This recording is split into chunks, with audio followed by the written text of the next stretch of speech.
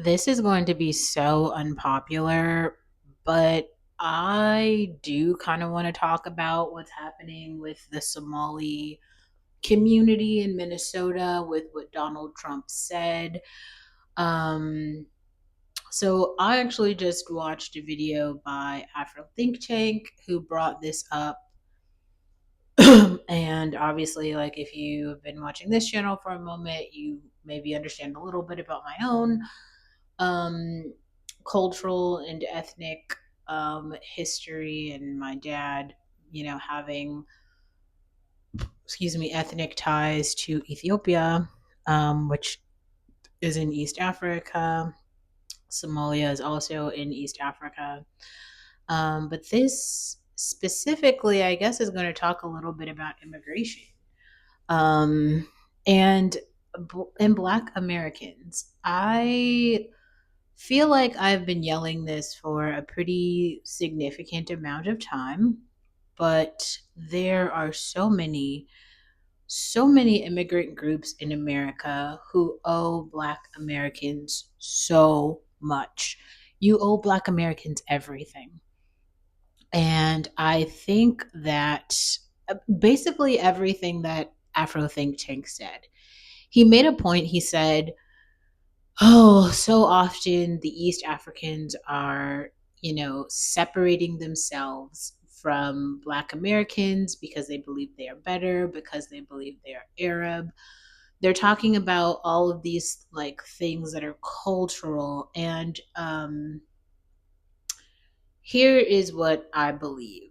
I believe that coming from a place like it could be Persia, it could be Ethiopia, it could be Somalia, it could be Mexico, and starting a restaurant in America where people who are not members of your culture can eat your food and experience your culture. I think that that can be a very positive thing. I think that there are good things that can come from that potentially. Um, I also think, though, that it's very important to understand that the ties and the pride that you feel from your cultural lineage are just that. They are pieces, prideful experiences that you have from your culture, which is elsewhere. When you are coming, though, to America, it is really important for you to understand the culture of the place that you are in. For some reason, there are just so many people who have like refused to acknowledge that A, Black American culture exists and is real. That's weird. And then B, like, they, if you are from an African country and you're not Arab, like, when you come to America, people are going to see you as Black in the same way that, like, the Black people who were part of the transatlantic slave trade were Black. Like, you aren't different than, like, you, just because you did not experience um, the transatlantic slave trade and the downstream effects from that, like Jim Crow and racial segregation and racial apartheid and all the things that there are many books and courses written about.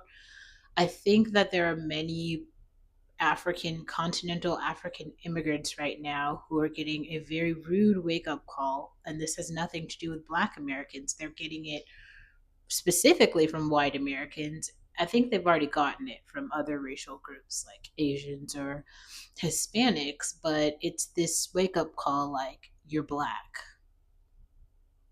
Like the same vitriol that some, this isn't all, but some continental Africans, continental East Africans have had for Black Americans. I don't think they understand that that's the same vitriol that white Americans have for them, even though they don't relate to the story. um, and hence, this is a part of the problem.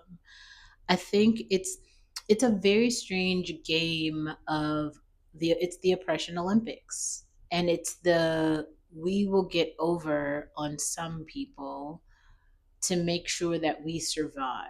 Like, it is very difficult for me to feel much empathy for East African men who are running away from war in their own countries to build a better life in America, because what that means at the heart of it is that there are women and children where they came from who are currently dying in the war because those men did not protect them and they fucking ran away.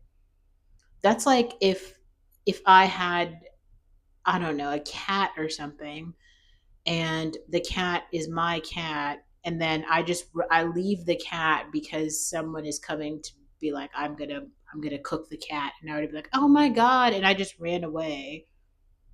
And then they cooked the cat, and I was like, yeah, now I'm telling the story of how my cat was cooked. And you would you feel empathy for me, or would you be like, damn, you suck, why didn't you try to save the cat?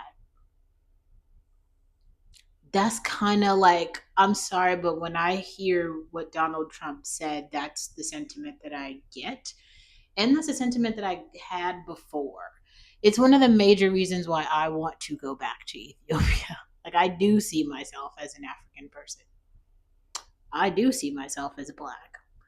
I do see that being my home country. That's why I want to go. I don't care how much war there is. I don't care. And I was born in America. Like, half of my whole family has like very European ties and ties back to this, the continental, the transatlantic slave trade, all of that. And I still feel like, yes, in America I am black, in Africa I am still black. Like my identity is like black woman who belongs there and not here. I don't know. I guess just I've also seen a lot of conversations about immigration, and some of it I just think is so strange. I think the Latin Americans are strange because they come with this idea that like people want them here. People want cheap labor. They do want that. Americans want cheap labor. Americans don't care though about your children being educated and entering the middle class. They don't care about you buying a home.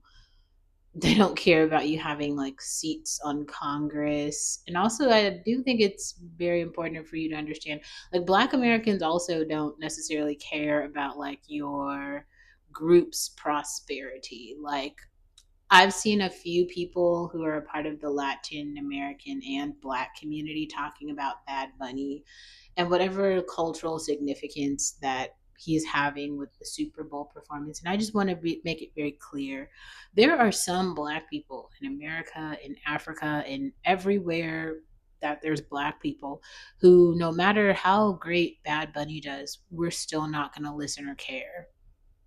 It's not because we hate Bad Bunny, it's simply because he's not a part of us. Like, he is not one of us. So we are indifferent. And I think the strange part of the indifference to me makes sense given that there is no cultural affiliation. Like, I don't have any reason to like Bad Bozo's music. To me, it's not good. I've already made a video about that. But also, I don't feel hatred for Bad Bunny. Like, I'm not upset that he's performing at the Super Bowl. I don't care. Like, that's the point. Like, all of their wins, all the wins that happen with that group, all the losses that happen with the group, right? Like the deportations don't really bother me. I don't really care. I do think that, and I've said this for a while, I just think that the illegal aliens, the undocumented immigrant situation is just like out of hand, because there have just been so many, and they've created it's not just a micro community or like a small little Chinatown. It's like they've taken over country, cities, states, in every, like California. Like, that's a whole different situation. And because they are so hateful toward the black group, black Americans and Africans, simply because of like race, that means that we can't share space. So, yes, so obviously politically, we are going to be on way different sides. Like, I can't vote for you simply because your existence um, is incompatible with my existence. And that's the way that that goes. That's not new information, though. I feel like everybody kind of knows. I fucked my eyebrows up today. That's why they look like that. I don't have anything to say. I shouldn't be in charge of doing my own eyebrows.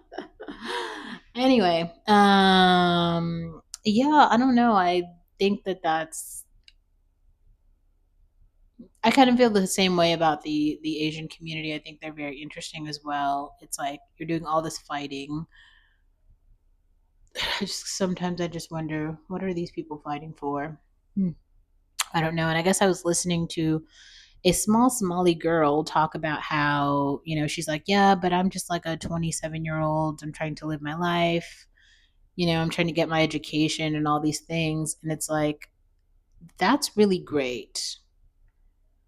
And she was like, I was born here. That's really great. Except, it's almost like if I were to like go into, I'm just using this example because I feel like it might make some sense. You know how like the Kardashians have a show, and on their show they show their homes and stuff, and we kind of know how wealthy they are. It's almost like if I were to just move into Kendall Jenner's house and be like, and then start using all of her shit, driving her cars, using her credit cards, eating her food, while she's still like working and providing things for the home. So it's not like she sold the home to me or anything. It's like now I've just like moved in. And then I was like, I'm just a girl, like I just like to get an education and drive her cars and shit like that. To an extent, that's kind of what that's what this Somali girl kind of sounded like to me. It's like maybe you don't understand that like every like many people, including white Americans and black Americans and some Hispanic Americans and some Asian Americans, have fought really hard to participate and interact with each other and make laws and societies and all this stuff, where like everyone has to like equally participate to make it better. And like, not to be rude or anything, but like your people didn't exactly do that. You guys built like a micro community that is very similar to the community that you have where you're from, which if you wanted to do that, you could have just done that where you're from. So that's why when Donald Trump is talking about, well, this community just sucks dry, they don't contribute anything, they're not working. Right, they're not. Like, they are legitimately just, most of them are collecting, food stamps to feed their children, and they're, birthing children who are now American, but the mothers aren't working, the fathers aren't working, or maybe the tax, it seems like, aren't. I'm not really positive what exactly is going on in that community, but I will say, like, it doesn't really feel like a lot of those communities are a part of the macro community. Like, why don't we just see them as Americans now? Like, why are they all in one location? Okay, and like they're all, we can like sit here and say, we can point to a state and a city and a neighborhood where they all live, almost like if it was a Somaliland or something. I also think the same thing applies though to Ethiopian communities and so many other East African and West African communities. I will say it does seem like it's slightly different for Nigerians, because every time that they move somewhere, they like are just integrated into American society. That's why everybody knows a Nigerian person. They're just like a part of. They just like work the jobs and that we all work, and they are like a part of the American society a little bit more than some of the others are. So in that sense, I feel like they're more visible, like Jewish people, whatever that means. Well, not whatever that means, but I kind of feel like you get where I'm coming from there. It's a little weird. Like, you can't just, a really big, I don't know how to put it. Like, a part of bridging the racial tension, would be participating in the good and bad parts of society.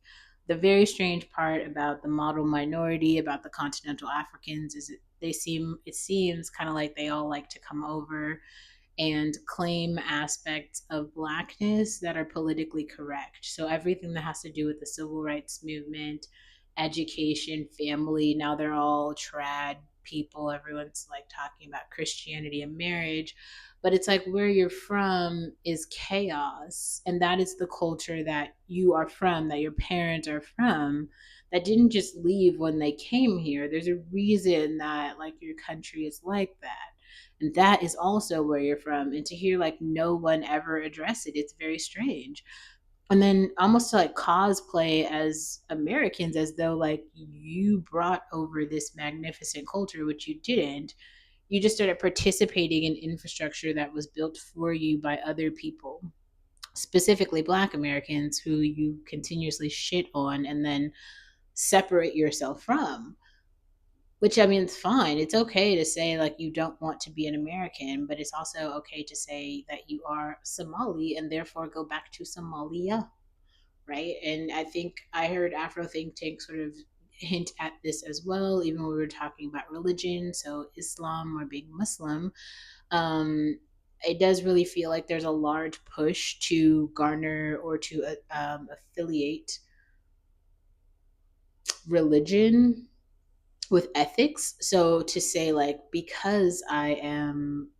uh, because I practice because I'm a practicing Muslim, because I wear the Quran, because I am from Somalia, because I am from wherever Ethiopia, because I am a Protestant Christian, this is why I am better, and this is why you are not, and this is why I have this, and this is why you do not. And the reality is, especially as a Black person who's trying to say that, like as a person with lineage from Africa, trying to make that claim now in America, you're just so full of shit that it's like that's we can't even have a serious conversation. It's just the infrastructure that Black Americans have built to make everything possible for everyone else is just undeniable. Undeniable. And like, I don't know how to. I actually saw a Habesha girl who I guess she attended an HBCU, and then she went to the HBCU graduation, and her family was there and everything. And I felt proud to see it, but I also felt confused because I'm pretty sure that her family doesn't consider themselves Black. So it's like, well, why are you participating in the you know the Black commemoratory celebration when you like you're not a part of that community? I don't know. I kind of get what Donald Trump is saying, even though it's pretty fucked up. He's kind of right to an extent. He's right and he's wrong. I'll also put some videos by I think his name is Fano. His name might be Fano, but he's just had some really interesting conversations about money and being Black, being African, what that means. All of it together is really, to me, interesting conversations that are worth having specifically.